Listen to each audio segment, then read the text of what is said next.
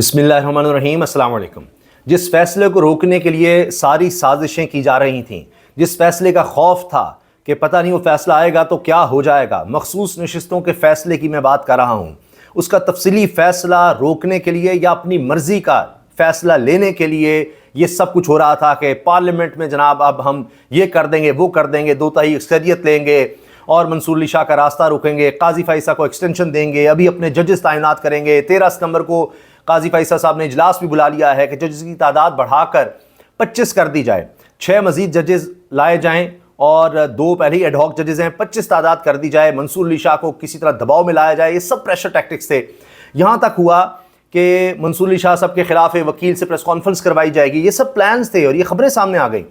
और उसके बाद रेफरेंस लाया जाएगा मंसूर अली शाह साहब के खिलाफ। यहाँ तक होगा इन पर करप्शन का इल्ज़ाम लगाया जाएगा, रकम लेने की बात की जाएगी, ये भी कि इनकी कोई ऑडियो रिकॉर्ड की गई है जिसमें ये प्रेशर डालने की कहीं कोशिश कर रहे हैं। बहुत सी खबरें आईं और ये सब शेयर हुई, इस पर बात हुई कि किसी तरह से मंसूर अली शाह पर प्रेशर डाला जाए कि मखसूस नशिस्तों के तफसीली फ़ैसले में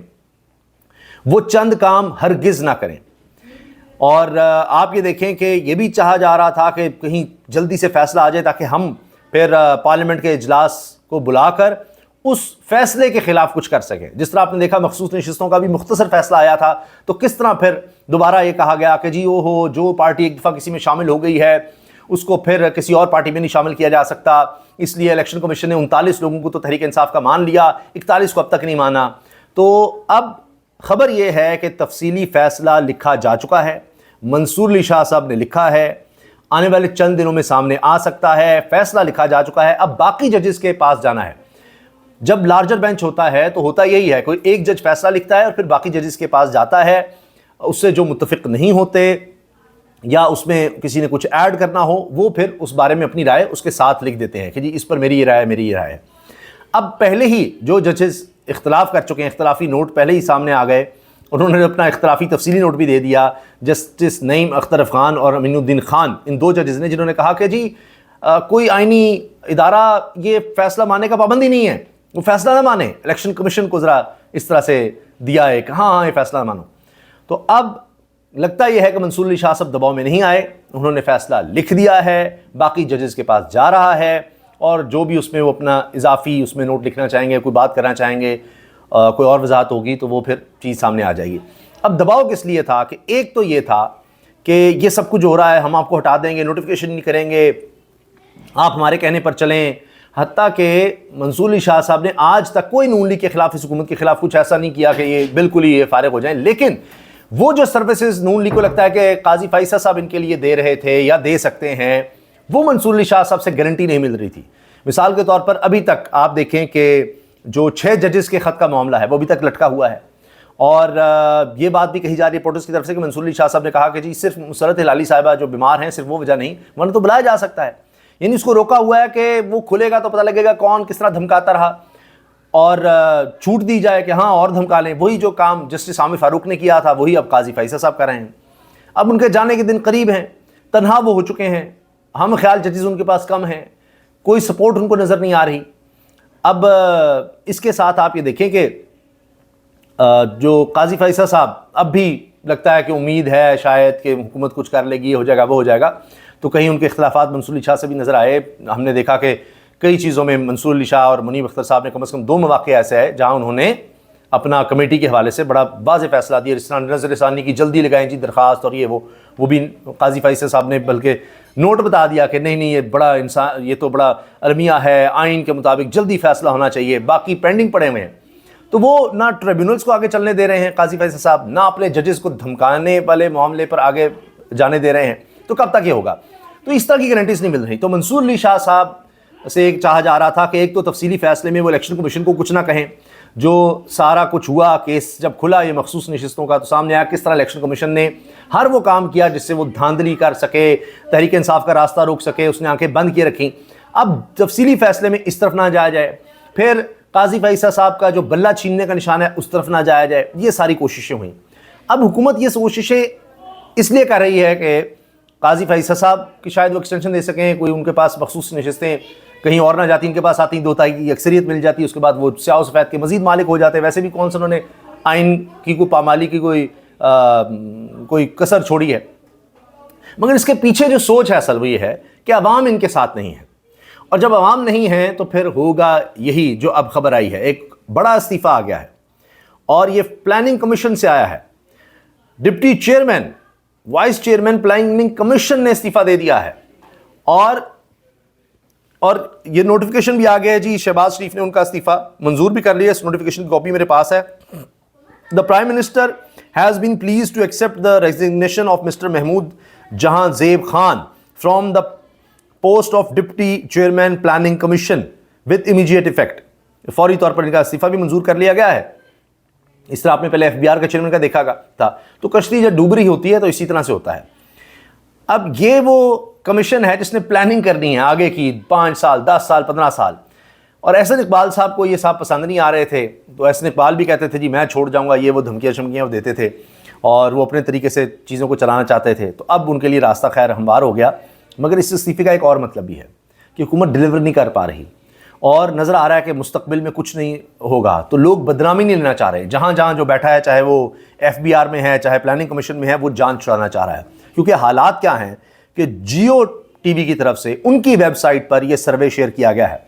میں اس لیے جیو کا حوالہ دے رہا ہوں کہ جیو کو تو نون لیگ اور یہ موجودہ حکومت اپنا چینل سمجھتی ہے نا۔ 94% پاکستانیوں کو روزمرہ استعمال کی اشیاء کی خریداری میں مشکلات، سروے جاری ہو گیا ہے۔ 94%، آپ سوچئے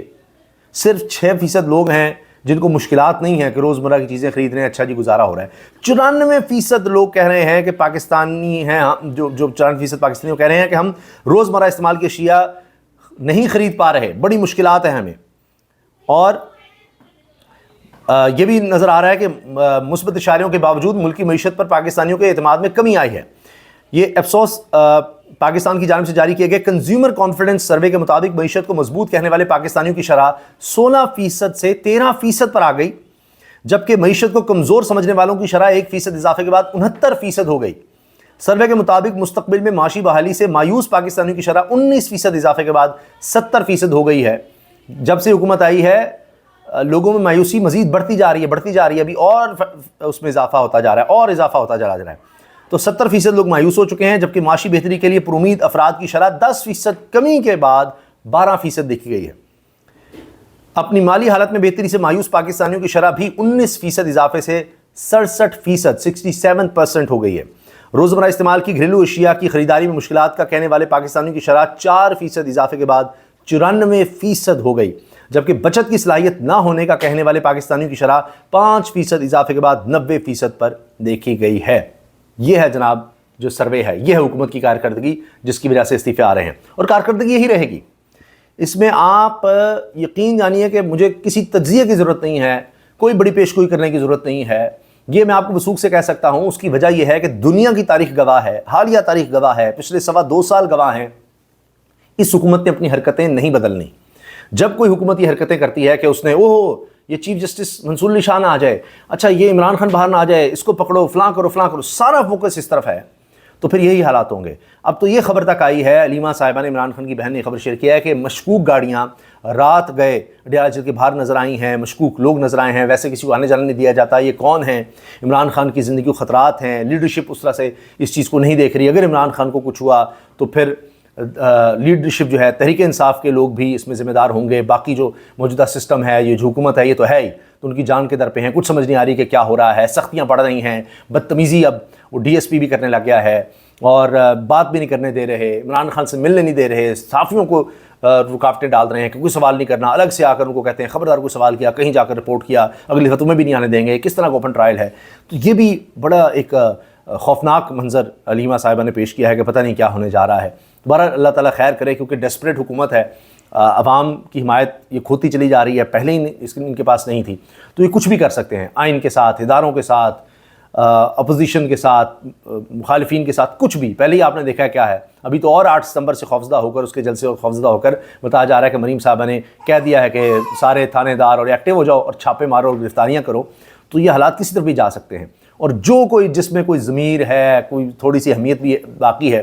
تو وہ ان کو چھوڑ کر جانا چاہتا ہے اور وہ ان کے ساتھ کام نہیں کرنا چاہتا۔ ابھی آپ دیکھ لیجیے فضل الرحمان صاحب نے انکار کر دیا ہے، شہباز شریف صاحب بھی گئے ہیں، آئیں ہمارا ساتھ دیں، انہوں نے کہا نہیں جی بس کافی ہے، تو فضل الرحمان صاحب سیاستدان تو بڑے ہیں ہی، ان کو بھی چیزوں کی سمجھ ہے کہ موجودہ حالات میں نہیں جانا، ورنہ اقتدار کی سیاست مولانا فضل الرحمان سے بہتر تو کسی کو نہیں آتی، وہ تو بھاگ کر جاتے، لیکن کہتے ہیں جی آپ کے ساتھ ہم نہیں چل سکتے، یہ حکومت کے ساتھ نہیں چل سکتے، جو حالات ہیں اس حکومت کے، تو ان کو بھی نظر آ رہا ہے کہ اس کا مستقبل کیا ہے۔ اگر انہوں نے سیاست کو زندہ رکھنا ہے، کچھ ووٹ بینک انہوں نے قائم رکھنا ہے، تو اس حکومت کے ساتھ تو وہ چل ہی نہیں سکتے۔ اجازت دیجیے، اللہ حافظ۔